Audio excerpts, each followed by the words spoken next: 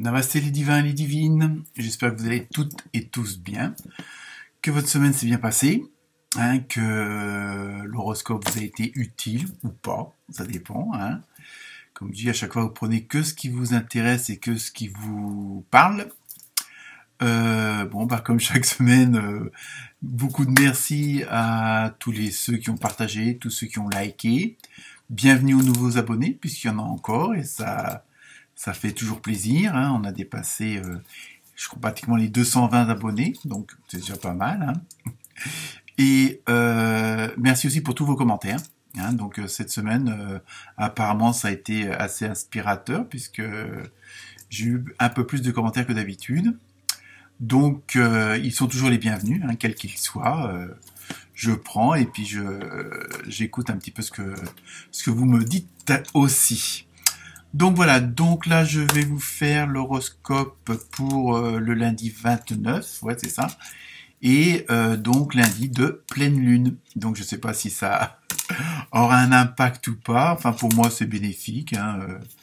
La lune est à des bonnes énergies comme tout astre, donc voilà, donc chacun verra s'il y a un changement ou pas, que ce soit pour vous couper les cheveux, pour vous mettre tout nu dans la pelouse et puis hurler. Enfin bon, voyez. Donc je blague. Donc voilà, donc je vous souhaite une bonne semaine et encore merci pour tout votre, on va dire votre collaboration avec cette chaîne d'amateurs, tout simplement. Voilà. Donc bonne semaine et à très bientôt. Namasté.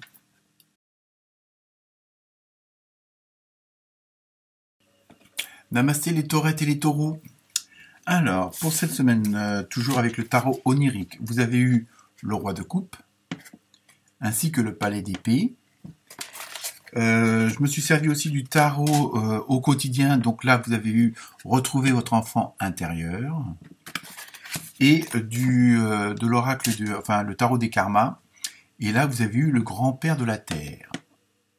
Donc, pour vous, cette semaine, les taureaux et les taurettes, je pense que vous allez... vous inquiétez pas, c'est juste de l'encens. Je fume pas de la tête. Enfin, pas encore.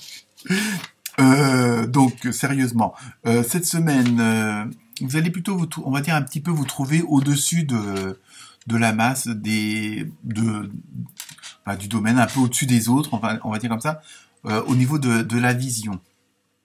Et pour mieux apprécier ou pas une situation, tout dépend de laquelle, mais vous allez vous situer au-dessus, donc ce qui va vous permettre quand même de mieux cerner le sujet en question.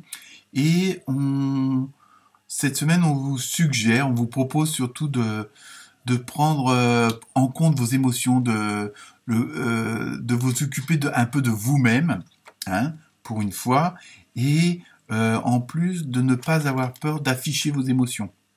Alors les émotions, la palette est grande, donc essayez de rester dans le positif, parce que la colère est aussi une émotion, mais bon, c'est pas forcément la meilleure, on va dire. Donc voilà, ça va être un peu une introspection pour exprimer ce que vous avez en vous, évidemment d'une façon correcte et puis avec diplomatie, on va dire. Mais c'est pareil, parfois on n'ose pas dire le grand traditionnel je t'aime ou oui ça me plaît, oui ça me plaît pas. Donc voilà, donc on vous demande cette semaine un peu pour vous sentir au mieux d'afficher vos émotions et de les exprimer par rapport aux autres.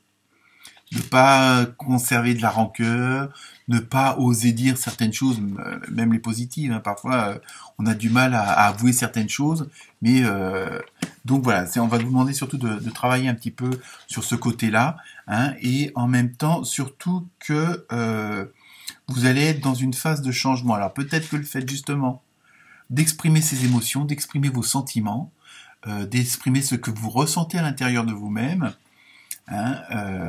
quel que soit le domaine, comme d'habitude, ça va engendrer un changement positif, puisqu'en plus, comme vous êtes au-dessus du brouillard, on va dire, au-dessus de la situation, vous allez avoir une meilleure vision, et donc en même temps, voilà, ça va être tout cet amalgame de choses, de facteurs, va vous permettre de mettre ou d'engendrer un changement. Alors changement à quel niveau, ça, je sais pas. il faudrait approfondir. Mais en plus, c'est quelque chose qui vous permet de progresser. Hein, donc c'est pour ça qu'avec le grand-père de la Terre, vous êtes vraiment dans cette dynamique-là. Et concernant le tarot du quotidien, où on vous demande de retrouver votre enfant intérieur, c'est surtout, ça rejoint un petit peu les cartes du tarot onirique, où voilà, faut vous retrouver, vous allez retrouver avec ce changement des anciennes sensations que vous aviez oubliées ou que vous aviez mis de côté, hein, et ou que vous osiez pas extérioriser, on va dire. Donc voilà, on demande de prendre un petit peu de temps pour vous justement pour faire un petit peu redécouvrir un petit peu cette facette de vous-même que vous aviez oubliée.